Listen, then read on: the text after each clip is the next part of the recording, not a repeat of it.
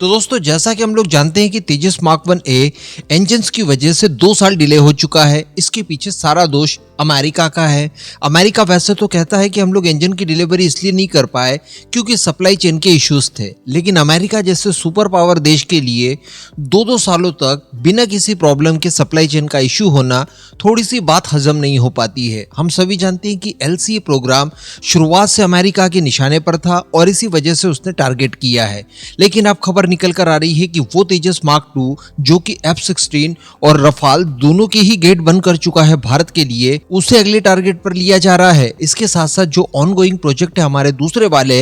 एमका और Ted BF, इनको भी कहीं ना कहीं इफेक्ट डालने की कोशिश अब अमेरिका द्वारा करनी शुरू कर दी गई है, या यूं कहें कि मौके का फायदा उठाने की कोशिशें की जा रही है। अब खबर निकलकर दरअसल ये आ रही है कि तेजस मार्क 1A के इंजन की तरह तेजस मार्क 2 के इंजन को लेकर भी अमेरिका द्वारा कुछ बाधाएं डाल दी गई है। हम सभी जानते हैं कि तेजस मार्क 2 हो, टेड BF हो या फिर एमका मार्क 1 हो, इन सभी के अंदर जनरल इलेक्ट्रिक का ही F414 इंजन जाने वाला है, जिसको लेकर हम लोगों ने किसी तरह की रिस्क न ली जाए और इसे 80% टेक्नोलॉजी ट्रांसफर के साथ भारत में ही लोकल मैन्युफैक्चरिंग के प्रावधान के साथ डील को फाइनल किया है, जिसमें 80% टेक्नोलॉजी हमें मिल जाएगी और इस डील की वैल्यू बताई जा रही है $1 बिलियन के आसपास। यानी $1 बिलियन में ये आपको 80% टेक्नोलॉजी दे देंगे, लाइसेंस वगैरह दे देंगे कि इसकी मैन्युफैक्चरिंग अब आप अपने देश में कर सकते हैं। उसके बाद प्रति इंजन जितना भी स्वदेशी कंटेंट हम लोग दे पाएंगे वो तो देंगे ही, जो बाकी की चीजें बचेंगी जो हमारे पास नहीं, वो हम लोग अमेरिका से इंपोर्ट करके इसकी मैन्युफैक्चरिंग करेंगे। उसके बाद जो प्रति इंजन कीमत आएगी उसमें अमेरिका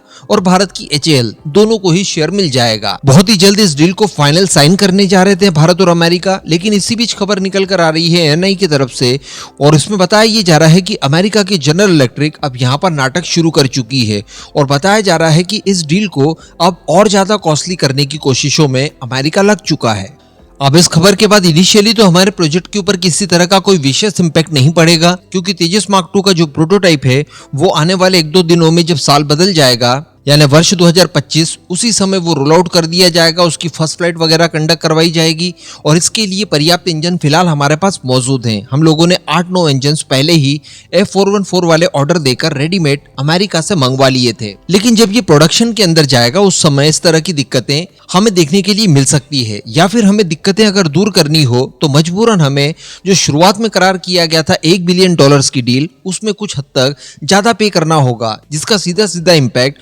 फाइटर जेट की कीमतों पर पड़ेगा। तेजस मार्क 2 हो, टेड BF हो या फिर एमका मार्क 1 हो, ये सभी फाइटर जेट पहले की तुलना में थोड़े ज्यादा महंगे हो जाएंगे। फिलहाल हम लोगों ने 99 इंजन बनाने का निश्चय किया था, लेकिन बाद में इसकी आवश्यकता और भी बड़े स्केल पर पड़ सकती थी। तो कहने का मतलब अमेरिका इस बात को अच्छे से जानता है कि देखिए, भारत के जितने भी प्रोजेक्ट हैं तेजस मार्क 1A से लेकर एमका तक, इन सभी में अमेरिका की भागीदारी के बिना काम आगे बढ़ ही नहीं सकता, क्योंकि सबसे महत्वपूर्ण चीज यानी इंजन हम लोग उसी के द्वारा निर्मित इस्तेमाल कर रहे हैं। तो अगर वो इंजन को लेकर बाधा उत्पन्न कर देते हैं तो हमारी परियोजनाओं में बाधा आ जाती है, और अगर हम लोग चाहें कि बाधा उत्पन्न चलिए ना भी किया जाए लेकिन यहाँ से ज्यादा अर्न किया जाए तो कीमतें बढ़ा दो, भारत वो भी देने के लिए बाध्य हो जाएगा, क्योंकि अन्य किसी तरह का और कोई विकल्प हमें दिखाई ही नहीं दे रहा है। अगर कोई विकल्प अब आज की परिस्थितियों में हम लोग देखते भी हैं तो इसके लिए भी बहुत समय लग सकता है। पहले तो किसी दूसरे देश का इंजन फाइनल करना होगा, उसके बाद विमानों में डिजाइन परिवर्तन। कहने का मतलब एक अच्छे मौके का इंतजार कर रहा था अमेरिका